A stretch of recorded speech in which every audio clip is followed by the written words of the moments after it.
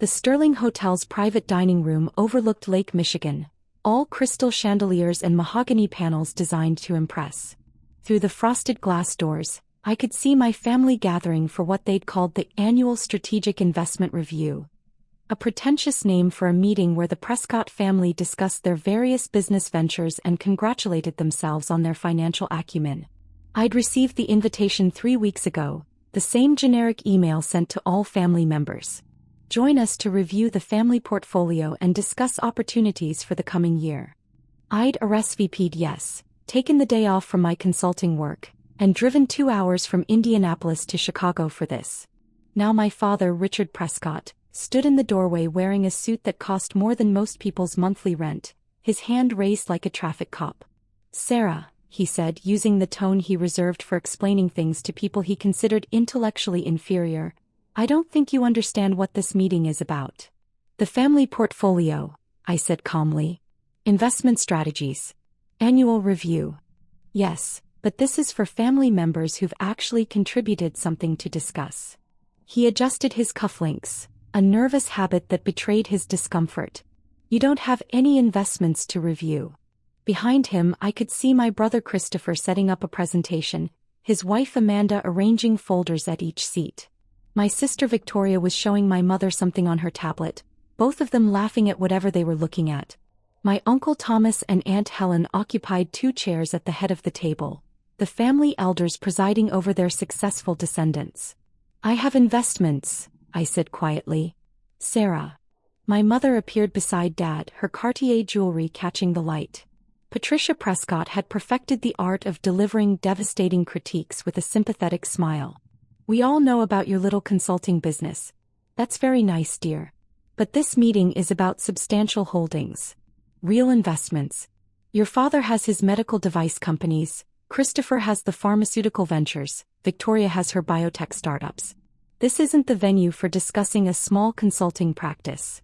"I'm not here to discuss my consulting work," I said. "Then what exactly would you contribute to this meeting?"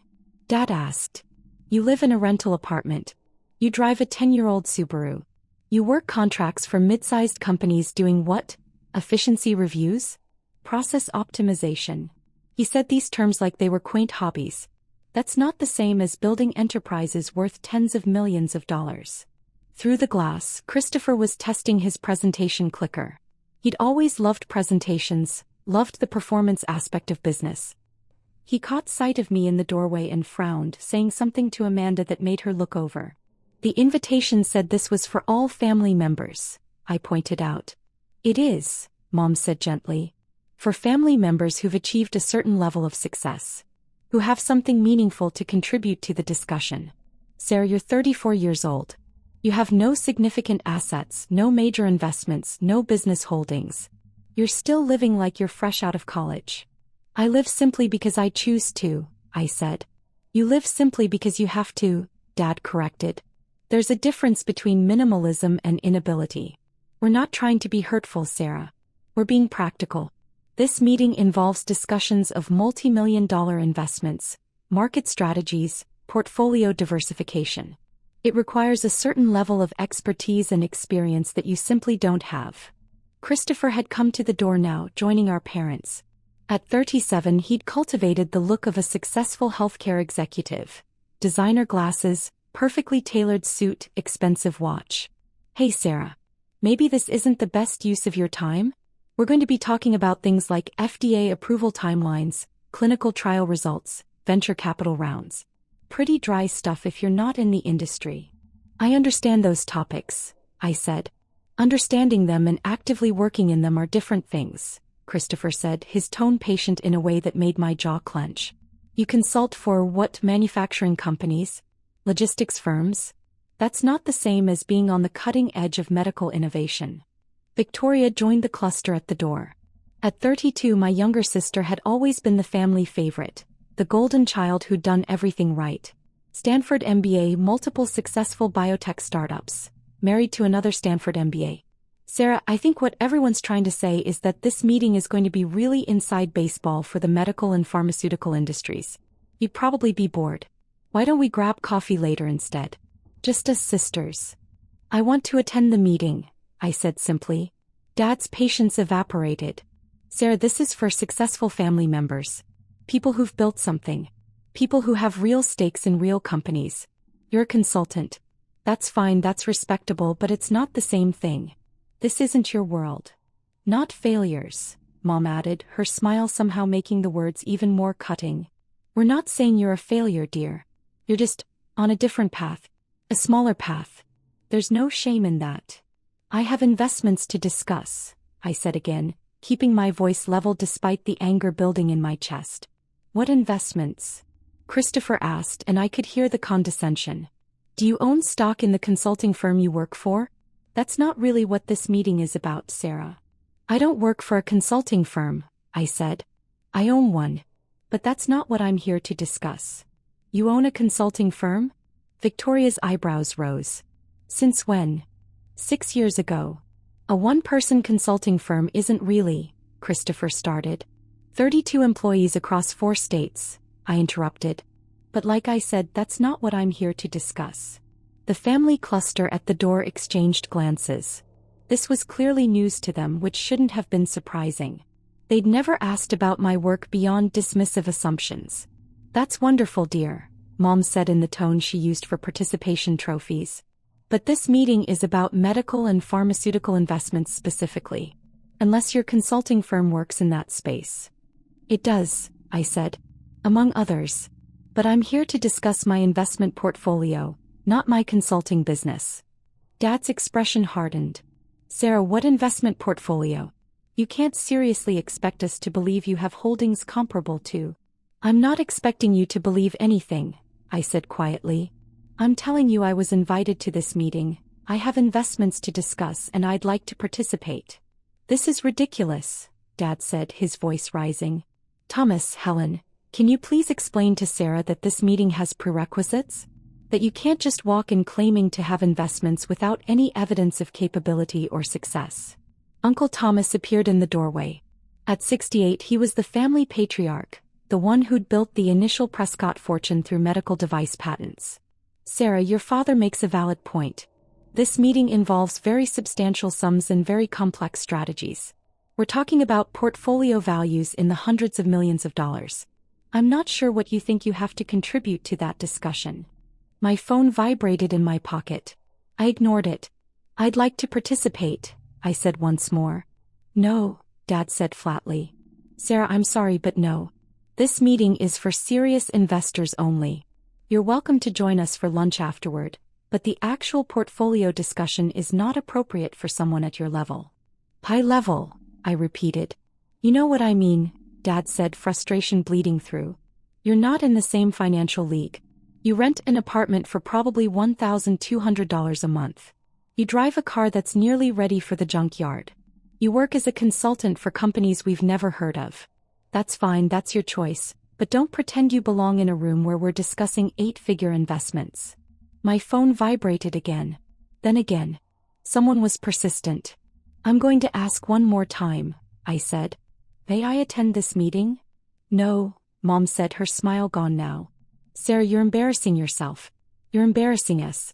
Please just accept that this isn't for you and leave gracefully. Fine, I said. I turned and walked away from the frosted glass doors, from the mahogany panels, from my family's certainty about who I was and what I was capable of. Behind me, I heard Dad say something to Christopher about delusions, and Mom adding something about always been sensitive. The hotel hallway was empty, decorated with abstract art that cost more than it was worth. I pulled out my phone. 7 missed calls from James Whitmore, my attorney.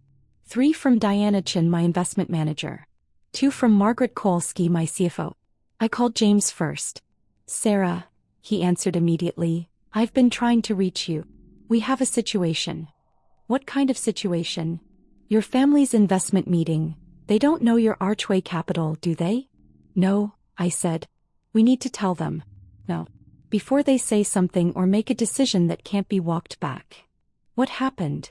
Richard Prescott just sent out an email announcing a major restructuring of Prescott Medical Devices. He's planning to take on significant debt to fund expansion, using the company's existing revenue as collateral.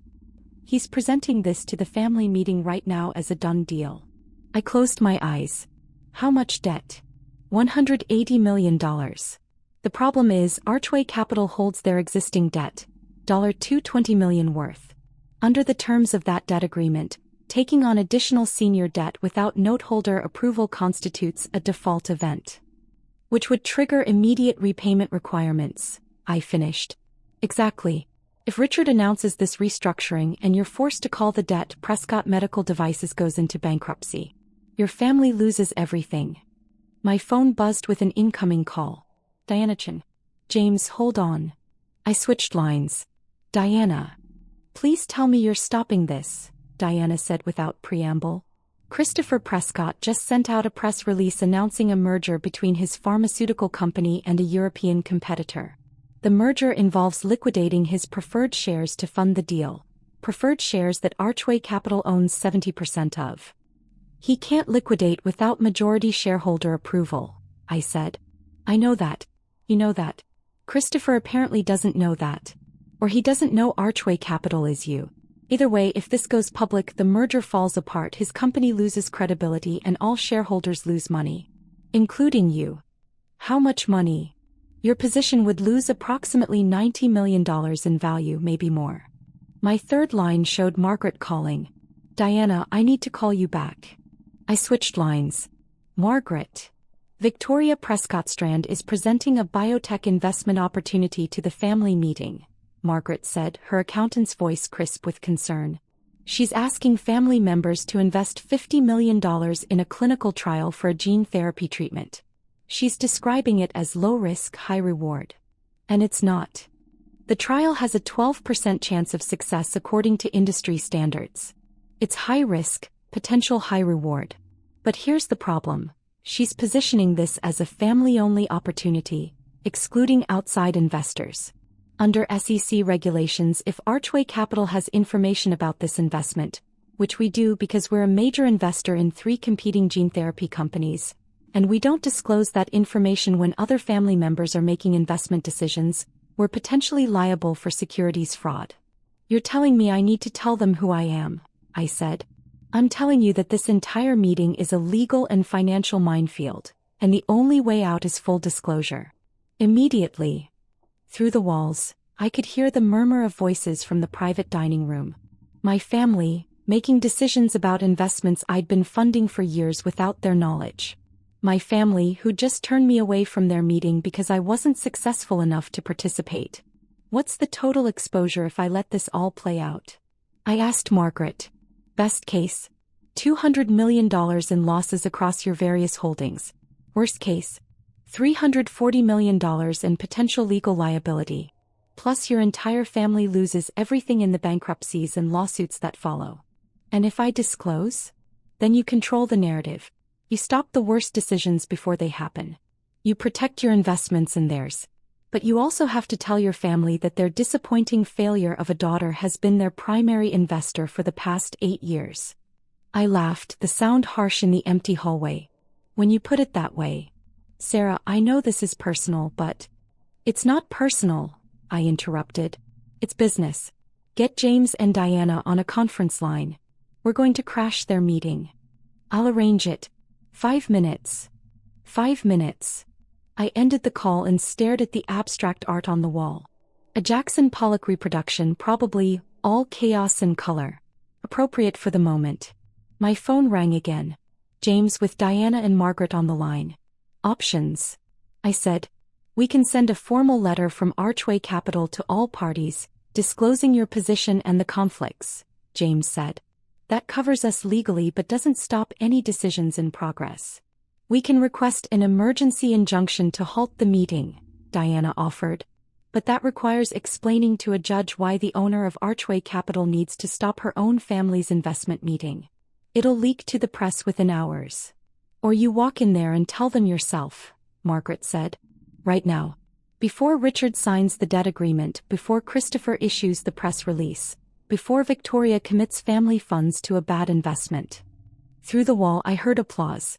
Someone had finished a presentation. How long before Richard's debt announcement? I asked.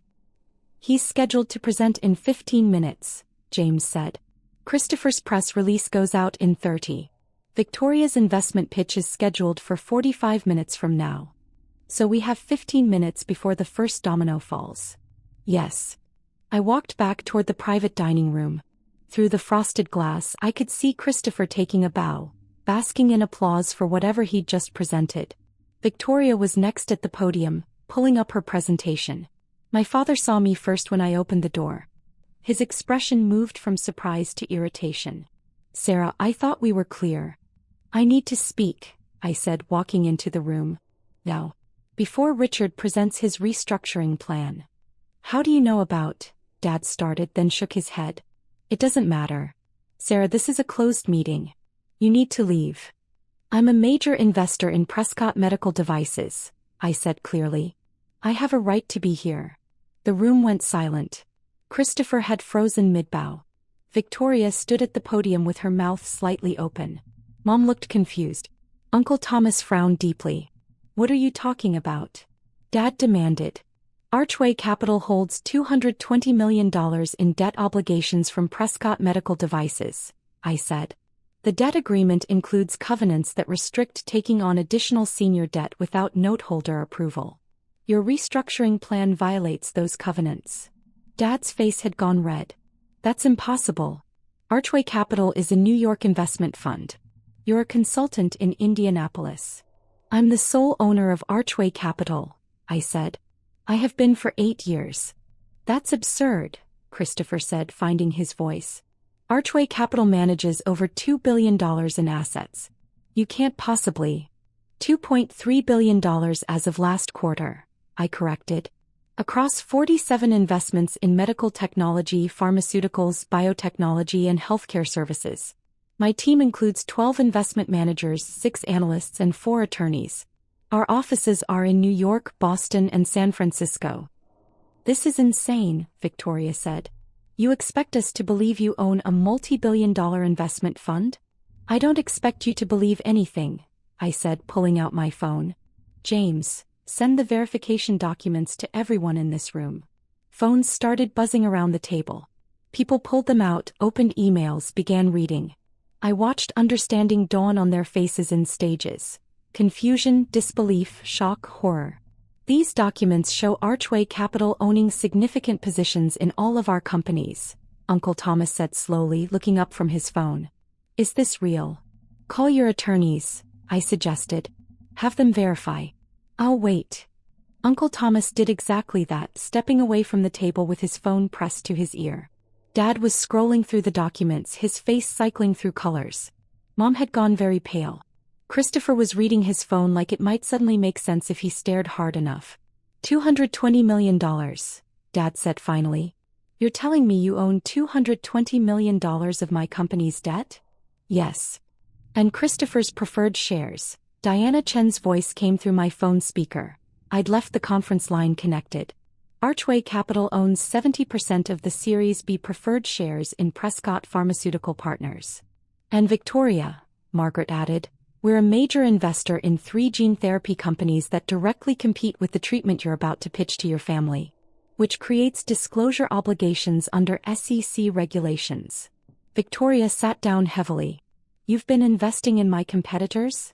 I've been investing in the most promising gene therapy companies, I corrected. Your company is good, Victoria. But it's not the only good company in the space. Uncle Thomas returned to the table. I just spoke with my attorney. He confirms that Archway Capital is indeed owned by Sarah Prescott. He also confirms that the investment positions outlined in these documents are accurate according to public filings and industry databases. $2.3 billion, Mom said faintly. You manage $2.3 billion? I manage a portfolio worth $2.3 billion, I clarified. My personal net worth is different. But yes, roughly that scale. How?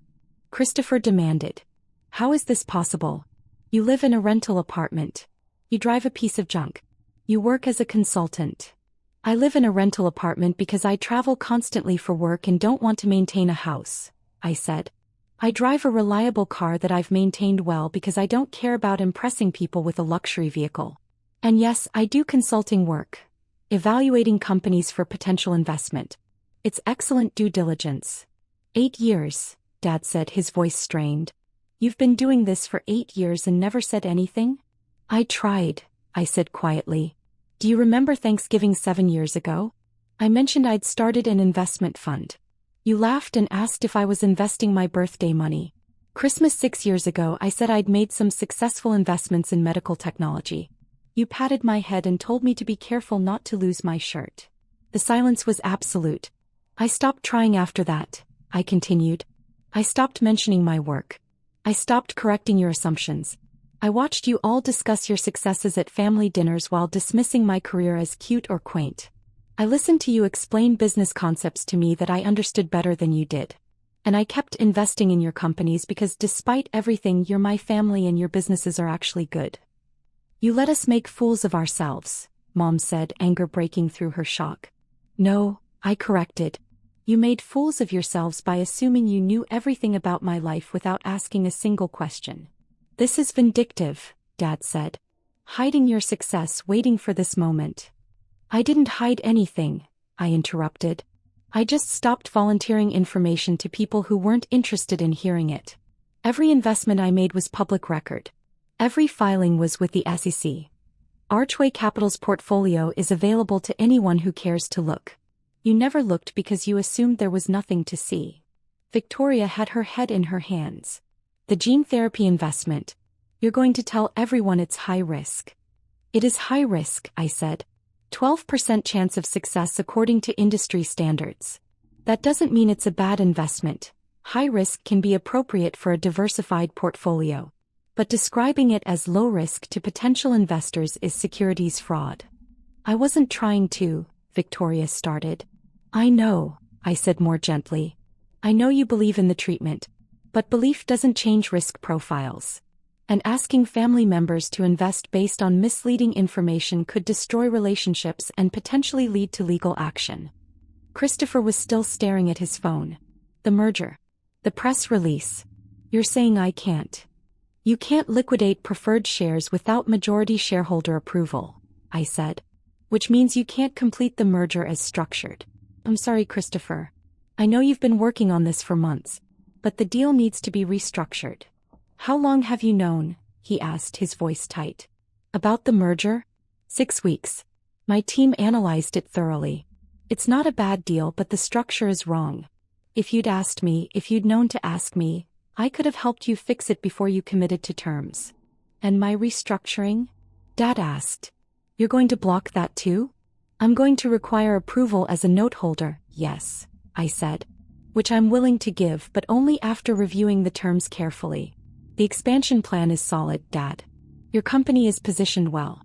But taking on $180 million in senior debt at the proposed terms would put the company at significant risk of default. There are better ways to finance expansion. Better ways you'll dictate, Dad said bitterly. Better ways I'll suggest, I corrected. As the holder of $220 million in existing debt, I have a vested interest in your company's success. I want to help, Dad. I've always wanted to help. You just never wanted my help. Uncle Thomas had been quiet through all of this, reading through documents on his tablet. Now he looked up. Sarah, these filings show you made your first major investment 9 years ago. You were 25 years old. Where did you get the initial capital? Inheritance from Grandpa, I said. The $500,000 he left me when I graduated college. You all told me to invest it conservatively, maybe buy a condo. I invested it in a medical device startup that was looking for angel funding. The company was acquired 3 years later for $47 million. My stake was worth $8.2 million. Grandpa John's money, Mom said slowly. You turned $500,000 into $8 million? That was the first investment, I said. I've made 183 investments since then. 147 were successful, 29 broke even, 7 failed completely. The successful investments included 3 IPOs, 12 acquisitions and ongoing positions in 47 companies. Total return over 9 years. Approximately 4,600%. The numbers hung in the air like smoke. You're telling me, Christopher said, his voice carefully controlled, that our failure of a sister is actually more successful than all of us combined? I'm not in competition with you, I said. I never was.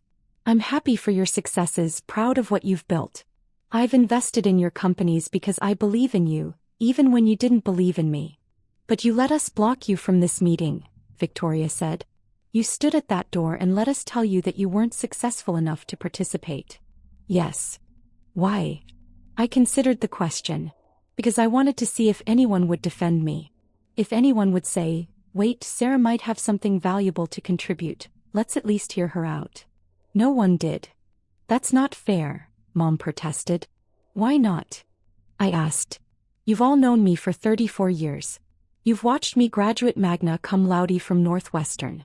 You've seen me build a consulting business. I've mentioned investments, mentioned success, mentioned work. At what point does it become reasonable to assume I might know what I'm talking about? No one had an answer. The question now, I said, is where we go from here. I'm the major investor in most of your companies. I have significant influence over your business decisions. But I don't want to be an adversary. I want to help. Help like you helped today? Dad asked. By humiliating us? I prevented 3 major financial disasters, I said. Your debt restructuring would have triggered a default that could have bankrupted Prescott Medical Devices. Christopher's merger would have collapsed in lawsuits and regulatory problems. Victoria's investment pitch would have exposed the family to securities fraud charges. That's not humiliation, Dad. That's protection. Protection we didn't ask for, he said. No, I agreed. Protection you didn't know you needed because you never asked what I knew or what I could do. Uncle Thomas cleared his throat. I think Sarah has earned a seat at this table. More than earned it. I move that we restructure this meeting to include her full participation, with the understanding that Archway Capital is a major stakeholder in family business decisions going forward. Seconded, Aunt Helen said quietly. She'd been silent through the entire revelation, but now she met my eyes with something that might have been respect. Sarah should have been included from the beginning. We were wrong to exclude her. So we just pretend the last 9 years didn't happen? Christopher asked. We just accept that our little sister is secretly a billionaire and move on? I'm not a billionaire, I said. My fund manages $2.3 billion, but my personal net worth is substantially less. Around $480 million, depending on current valuations. The room absorbed this information with varying expressions of shock. Around $480 million, Victoria repeated. You say it like it's nothing. It's not nothing, I said. But it's also not relevant to whether we can work together as a family. The question isn't how much money I have or how much money you have. The question is whether we can respect each other enough to have honest conversations about business and family and success. You want respect, Dad said slowly. After humiliating us today. I want what I've always wanted, I said. To be seen. To be heard. To be treated like someone whose opinion might have value. I don't need you to celebrate my success or apologize for underestimating me. I just need you to acknowledge that I exist as something other than the disappointing daughter who never lived up to her potential. Mom was crying now, silently, her carefully applied makeup beginning to streak. We got it so wrong, she said. All these years we got it so wrong about you. Yes, I said simply. You did. I don't know how to fix this, she said. Neither do I admitted. But maybe we start by having the meeting we should have had in the first place. The one where everyone gets to participate, where everyone's contributions are valued, where we work together instead of competing for who's most successful. You'd still participate? Christopher asked. After what we said to you? You're my family, I said. I'm angry, yes. I'm hurt. But I'm also pragmatic. I have $300 million invested across your various companies. If you all fail, I lose money. If you succeed, we all benefit. So yes, I'll participate. If you'll actually listen.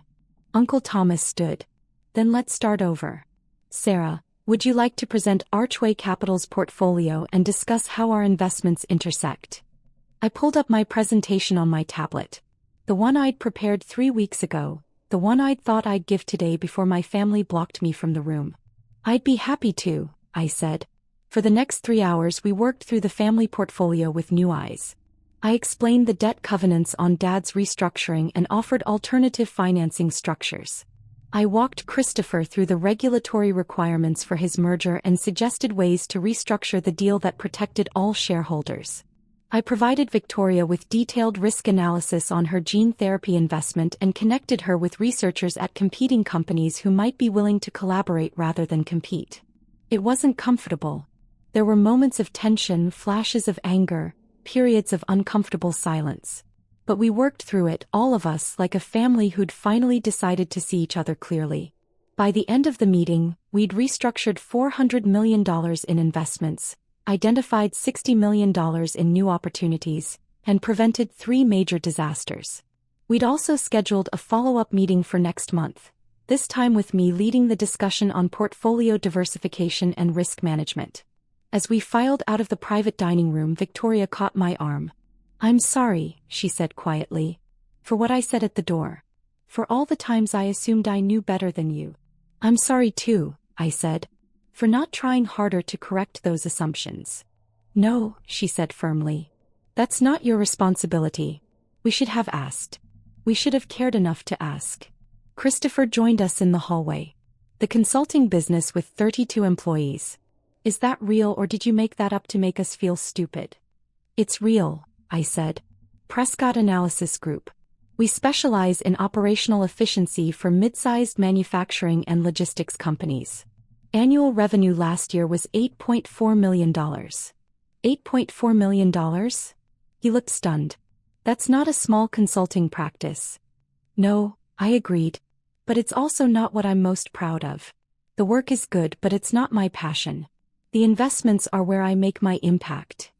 "What is your passion?" he asked. I smiled. "Funding medical innovation that helps people. Finding treatments that work. Supporting researchers and companies that are trying to solve real problems. That's why I invested in all of your companies in the first place. You're all doing good work, even if you're also insufferable sometimes." He laughed, the sound surprised. "Fair assessment." Mom and Dad approached together, their earlier confidence replaced with uncertainty. "Sarah," Dad said, then stopped, seeming unsure how to continue.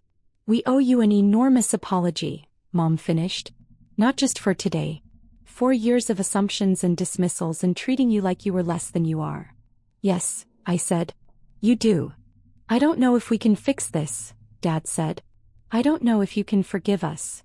"I don't know either," I said honestly. "But I know we can try. That's what families do, right? We mess up and we hurt each other and we try to do better." "We will do better," he said. "I promise you that." "Don't promise," I said. "Just do it. Show up. Ask questions. Listen to the answers. That's all I've ever wanted." Uncle Thomas had been waiting by the elevators. As I approached, he smiled. "Your grandfather would be very proud," he said. "He always said you had a head for business. We should have listened to him." "He was right about a lot of things," I said. "He was. And Sarah, thank you for protecting us today. Even after how we treated you. That took character." "It took pragmatism," I corrected. "And maybe a little bit of stubbornness. I wasn't going to let you all destroy yourselves just because you underestimated me." He laughed. "Fair enough." I left the Sterling Hotel and walked to my 10-year-old Subaru, which started reliably like it always did. My phone showed messages from James, Diana, and Margaret, all confirming that the various disasters had been averted. Christopher's merger was being restructured. Dad's financing was being renegotiated. Victoria's investment pitch would be revised with proper risk disclosure. One message stood out from Dad. "Family dinner next Sunday? Your mother wants to hear about Archway Capital. Really hear about it this time. Will you come?" I stared at the message for a long moment. Then I typed back, "I'll be there." It wasn't forgiveness, not completely. But it was a start. And sometimes that's all you can ask for from family. I drove back to Indianapolis, back to my rental apartment with the view of the canal, back to my simple life that was anything but simple. The life my family had finally, after all these years, decided to actually see. Whether they'd learn from this remained uncertain. But at least now they were looking. And that, I thought as the Chicago skyline disappeared in my rearview mirror, was progress.